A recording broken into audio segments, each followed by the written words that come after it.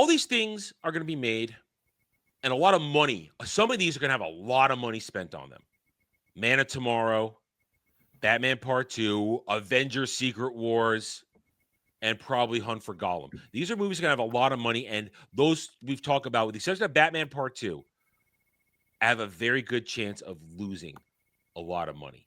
Mm-hmm. But in the case of Disney, who will be a part of Avengers Secret Wars, that's not an unfamiliar place to be in. We have an article here.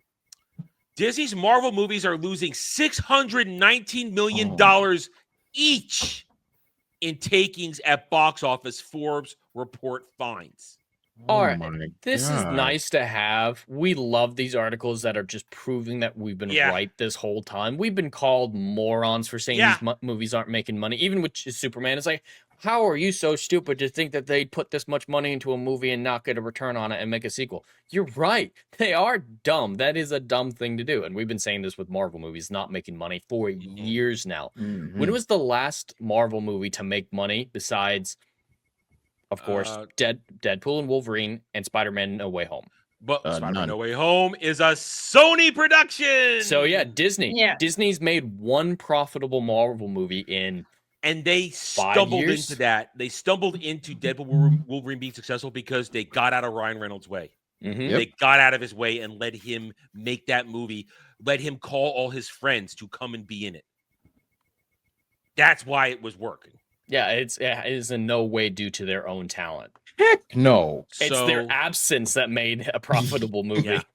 From $1 billion club to box office bust, between 2015 and 2020, Marvel was unstoppable. 7 of its superhero films broke the $1 billion barrier, capped by Avenger Endgame's record-setting at the time $2.8 billion run. That movie was the ultimate payoff of a 21-film saga, a couple of which you don't really actually need to watch, and it gave audiences closure on characters they had followed for a decade. But since 2020, Spider-Man No Way Home and Deadpool Wolverine have crossed that $1 billion red line, and we already just broke down why those worked, and they made nothing on No Way Home because it was a Sony production. That's correct. The vicious circle of declining audiences. Reed, I guess that's the author of the Forbes article, traces Marvel's decline to several inflicted wounds. Lockdown timing. The first film in theaters was Black Widow, which ScarJo has come out and said was supposed to be even more feminist. The original version. That would have been even more of a disaster then. A prequel for a character already dead, robbing the story of tension and stakes. Exactly. We all talked about that the first time. Confusing continuity. Eternals follow what Reed calls an implausible premise, alienating audiences who were already hesitant to return to theaters. Eternals, where were they during everything? They spent a lot of money on this and lost a lot of money. And that's what, of course, Eternals was the Chloe Zhao introduction. Let's hire a documentarian to be a director because she's an Asian women's. Has she worked again since the Eternals came out? Yes, she is working on several things that have all done nowhere to gone nowhere, including, I think, she's attached to the new Tomb Raider live action, if my memory serves. Oh, God. Oh, boy. She might be. Anyway. She might be. I think she is. Yeah, I don't think anyone's going to like that show. No. Streaming overload. Disney flooded Disney Plus with Marvel series. We talked about that earlier. Then tied them to the films. Homework. Once fans missed one show, they worried they'd be lost in the next movie, leading to a vicious circle of disengagement. Did anybody watch Ms. Marvel? No. I sure shit didn't. We all watched She-Hulk because we were ready for that train wreck. That was a train wreck that we all I recused myself from that one. I luckily did not have to endure that. Point is, I never watched it. A list of disasters, and they were all terrible. Don't believe anybody that says, man, these were all bangers. No, they were all terrible. Not a good one in the bunch. None of them. And people didn't want to do homework for the movies. And the movies then ignored them. Remember? Do your homework, and the movies ignored them, too. Let's remember that. Shift to younger demos. Marvel leaned toward teen and child heroes, but kids flocked to movies like Mario Brothers instead of, while adults, MCU's original backbone, lost interest. Fair enough. These are all very good points from Forbes. Yep. Not even Salma Hayek's big old mommy milkers could save Eternals. Because they weren't even out. Yeah. And she wasn't around for most of the movie. Yeah. I'm saying. On top of that, Marvel's embrace of divisive cultural messaging only deepened the problem. Instead of doubling down on beloved proven heroes, Disney shifted its focus towards female-centric, the MCU centric storylines and B-list characters that lack the audience connection of Iron Man, Captain America, and Thor. Let's take a moment. B? I don't say B-list. B-list, yeah, B-list. These niggas are telling lies. That's a D as in Delta list of characters. Yeah, Riri Williams is not relevant. No, not and under any circumstance. Let's look at the cast of Doomsday. It's these characters. Those characters nobody cares about. Yep. Nobody cares about Yelena. I hate to break it to you. No one cares. Pew pew ain't landing shots. She never has. Nope. Movies like Black Widow leaned heavily into Me Too era themes, while shows like Falcon and Winter Soldier became lectures on racial inequality and border politics, and continued in Black Falcon, Captain America, and all its glorious disaster, which we've covered repeatedly on this show and other live streams. Rather than the offering escapism and adventure, the very things that drew fans to MCU in the first place, Disney delivered political sermons. For many viewers, this wasn't the deal. They wanted spectacle and fun, not identity politics, masquerading, and superior storytelling. Do you hear lies? None. I hear no lies. No lies detected. The result, loyal fans tuning out. Here we go. Here's the meat. The $619 million problem. The real kicker comes in the financial math. This is the dirty little thing that all the stands and the shills don't want to talk about. Like Jed said, we have reported on the real numbers on all these things repeatedly and been shouted down as you're just rage baiting, you're angry nerds, you're bigots, you're this and that, you just don't like it that there's no white men in there and this and that, you hate women. And it's doing fine because look, generally you love this. Look, its budget was only this and it crossed that. See, it's not how it works. It's not how it works. It's funny. All these people who say capitalism has failed society have no understanding of how capitalism works. Yeah, you got to entice the customer to spend their money, and when they spend their money, you can use that money to make more. And they don't even understand the difference between net and gross. No, they don't. Yeah. They repeatedly tried to explain that, and they don't. Reed explains that Disney only takes home about 50% of the global box office grosses, a standard cut known in Hollywood as the rental fee. That means box office headlines don't reflect the studio's actual intake. Gross means shit, like Jed just said. Gross versus net. Understand and that 50% is a well-known number for the people who are aware, like us. We've been using that 50% of box office take-home for a long time. Yep. It's the median. Like, there are some 40 to 60% is the range, higher international, lower domestically. These shouldn't be shocked to these people. It's nice to see our numbers that we've been operating under for years at this point proven correct. They just announced, I forget which MCU disaster was. It was either Shang-Chi or Eternals. I don't remember. They actually announced the real loss, the real budget on that recently. Over $400 million. Not surprised. Yeah. Marvel's latest releases. Thunderbolts grossed $382.4 million worldwide. Disney's share was only about $191, far less than its production and marketing costs combined. Yes. Fantastic Four and remember, they were and that's based on their metrics, which we know were fucking fake. That movie did not cost $180 million. But that's the thing. Even if you use their numbers, they still lose millions. Yeah. There's no guessing game for us. Yeah, no. Fantastic Four, baby steps, made $507.8 million, which translated to about $254 million for Disney, again below the ballooning $250 million plus production budget. And its massive marketing campaign, that shit needed $700-800 million break even, and it didn't even get there. And it fell right in my sweet window that I said it would, 450 to 550. Nostradamus right here. All right. With budgets climbing after Endgame and audiences shrinking, the shortfalls become staggering. As Reed summarizes, over the past few years, Disney's Marvel division has lost an average of $619 million in takings per film. That's nuts. I've been saying that. We've been saying that every time. We've been called crazy. How many times have I said this will be lost hundreds of millions of dollars? Somebody said, "Oh, your math is wrong. You don't know what you're talking about." Well, apparently, the number guys have gone in there. Oh, look, I'm right. Jed's right. Dre's right. Everybody that talked about this shit, we're all right. Vindication. I love it. Vindication. A dangerous bet on Avengers Doomsday, which I have said repeatedly, $600 million.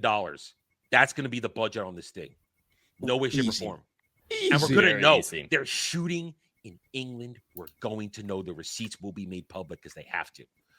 The final nosedive is especially ominous given what's next on Marvel's calendar. The upcoming Avengers Doomsday is set to feature an all-star cast, including the return of Robert Downey Jr., who got paid $90 million to be in both films. And the Russo brothers got another $20-30 million. So for the Robert Downey Jr. and the Russos alone for each film, you're almost at $50 million for both, over $50 million for both of those dudes. All those dudes for both movies. That's before your ballooned cast. That's before your CGI monstrosity. That's before reshoots. I think I'll be conservative when I say $600 million. I was about to say that. That's what I was saying. That's very low. Very reasonable. Because Endgame was what, 485, 500? Oh no, it was over 500. Right? It was north of 500. Yeah. North of 500? Yeah. And this joint is definitely going to be more, without question. It's 5 years later, inflation alone, but the cast is like 3 times as large. Yeah. Things are more But they expensive. don't cost a lot. That cast ain't expensive outside of RDJ. There are some of them that aren't expensive. They'll be, but listen, Sir Ian, Sir Patrick, they will probably require some money, but they're not going to be in it for long. No, it's just so many that it stacks up quickly. Yes. That budget. So I could see this easily in the end after reshoots and everything, and probably not after like marketing separate, but with marketing, I think I can be pretty confident in saying this: $1 billion budget. I don't think that's controversial. I don't disagree. I don't think it's the first $1 billion movie. Avatar 2, I think, was close to that. We can't talk about the what they do with those movies with the front loading, this and that. Mm-hmm. It's complicated to say. It's hard to tell. But this might be like the legitimate first, easy to say $1 billion budget movie. 100%. I'm inclined to agree with you. And there's no way it's gonna make that much. There's no excitement.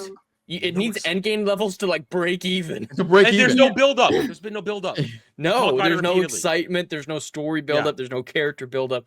I would be shocked if this thing got 800 million at the box office. Oh, I've already said. They're clearly relying on the names of the characters, especially the X-Men. There are no characters' names. There are no names.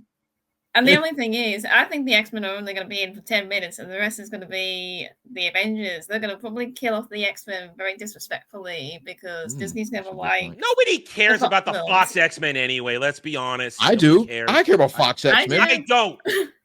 See, Adam, that's why nobody likes you. That's why nobody likes you. No one. Zero. Wow. But anyway, I do think that's what they're going to do with the X-Men. They'll kill them off disrespectfully just so that the Avengers get the rest of the film. Well, it's called the Avengers. We did see that with John Krasinski's Mr. Fantastic. Yeah. Everyone was looking forward to him, and then they spaghettyified him. Yeah. Because that's what the people wanted. Yeah, they don't get what they want. Reed points out that Disney is banking on Doomsday to recapture Endgame's magic, which it can't possibly, as we just broke down. Warns that fans didn't bother Thunderbolts or Fantastic Four. They may not care enough to follow the threads further because there are no threads. There are no threads. There are no threads. Nope. Well, those two movies are the ones that are setting up Doomsday. And they were both end credit scenes that don't seem that important. Yeah, the Fantastic Four show up in the end credit scene in the main MCU timeline of Thunderbolts. Okay. They had to shoot that on the set of Doomsday. They had to shoot it on the set of Doomsday to make that happen. Yeah, 2 end credit scenes that don't say anything. Yeah. That's not build up. The conclusion is the same what we just said. I just scanned it. So this is a disaster. And this just proves, I brought this up because it proves what we've been saying. Disney, Marvel, Disney, everything. Disney doesn't make money on its media anymore. It loses money. It makes money on its theme parks, of course, but not as much as it used to. Mainly from parking. I'm not kidding. Parking, Really? Parking is consistently the place that they get the most net profit because they built the structures, they got their money back for the construction, and now it's just a profit generator. Parking is legitimately Disney's best, most reliable money-making endeavor. Ain't that insane? That's insane. And the parks aren't doing amazing. Turkey legs. It's got like 3 years ago, we were talking about the MCU's decline, and we were like, yeah, Disney's never going to go bankrupt. It's always going to be a juggernaut. It's still got enough influx of cash that it's going to be okay. I think we're getting to the point with this type of loss on their biggest cinema franchise, and Star Wars, of course, isn't bringing anything for them. Lucasfilm, less than nothing. I think it's no longer something that we can just dismiss out of hand like we used to about Disney someday going bankrupt. Well, we're at the point where that conversation is realistic. They just sank a ton of money into new cruise ships. You could pay me to get on one of those things. Not those monstrosities. I could see by 2030 having a stock discussion about Disney, having a liquidate discussion. Oh, wait a minute. Are we going to possibly hit the situation that I've been talking about for years where they're going to have to start selling assets like Lucasfilm? They'll never sell Star Wars. They'll never sell Lucasfilm. Oh, they're going to have to because it doesn't make any fucking money. Sure doesn't. Disney is a disaster, and that's a great point Jed brought up just now. We're going to reach that point within the next 5 years. We're going to. Yeah. Because I remember how we were all like that a couple years ago. Like, even us, we're like, yeah, Disney's never going to go bankrupt. Disney, we're not having that conversation. We're just talking about this movie. Now, I think it's completely fair. Well, I mean, the parks were not that packed over this summer, were they? Oh, God. Attendance was way down. Way down. And the destruction of the beloved sections that they're paving the way for villains and all that other shit, that has not gone over well. So they're destroying themselves willingly. They always have. Disney's been doing it for 15 years now. They've been destroying themselves willingly. I honestly think Disney is in the black right now. What besides their parking consistently makes them money? Disney Plus is a black hole that nothing comes back from. Nope. The MCU now is confirmed a black hole that nothing comes back from. Star Wars, they haven't done anything on the big screen. Lucasfilm has never made money for them. Never. And their parks are limping along. I could see them breaking even occasionally over the years. But Pixar makes no money. Pixar sure shit doesn't make money. I mean, not in a long time. Their original animation department makes no money. Elio and Inside Out 2, a Deadpool and Wolverine, those aren't successes enough to prop up an entire studio that has their fingers in everything. And Inside Out and Moana were anomalies. And Lilo and Stitch, they're not enough to make up for the Lilo and losses. Stitch 2 will not be the billion-dollar movie Lilo and Stitch 1 was. It will not. Exactly. It will not happen. And not to mention, like what Jed just mentioned, it's not enough to keep this joint afloat. What do we say? That the profit for Lilo and Stitch remake was already up in smoke after the failures of all MCU, every MCU movie this year. All the MCU movies. Snow White, and then add Snow White and Elio into that. Yeah, all those failures. And the quote unquote profit, it's gone. It's gone. Avatar 3 will probably balance the books, but that's the best they can hope for. I don't even know if that's enough to balance the books. And that's what let's say it makes. Let's be aggressive and say $3 billion. $3 billion. Let's say $3 billion. All right. Pray to God it doesn't make it. But let's say $3 billion. Is that enough to make up for Thunderbolts, Fantastic Four, No. Black Captain Falcon America, Snow White, Elio? Nope. Whatever else the Disney Plus shows that came out this year. Oh God, we forgot about those. Oh my God, Adam, I forgot all about those. Those Jones are just money pits. Yeah. Disney Plus has not made any money ever. Yeah, they won't even release subscriber numbers anymore. That's how bad it's gotten. I can't. They're losing $1 billion a year easily on Disney Plus. Easily, I think it's way higher than that. And then you absorb Hulu and make it go away. Hulu, which has a positive name recognition with audiences, you're going to absorb it into Disney Plus and have it just vanish. Yeah, Hulu's an inoffensive. It's an inoffensive platform. Yeah, absolutely. Yeah. So there it is. This is as Dre sung it so beautifully. Vindication. This is vindication, and I feel it makes me warms my little black heart. It does. Oh yeah. Thanks for watching, everyone. If you enjoyed the video, hit that like button, subscribe to the channel, check out my gaming channel at Renaissance Nerd Arcade, and follow me on X Twitter under @TheRedNerd. Thanks again for watching. Take it easy.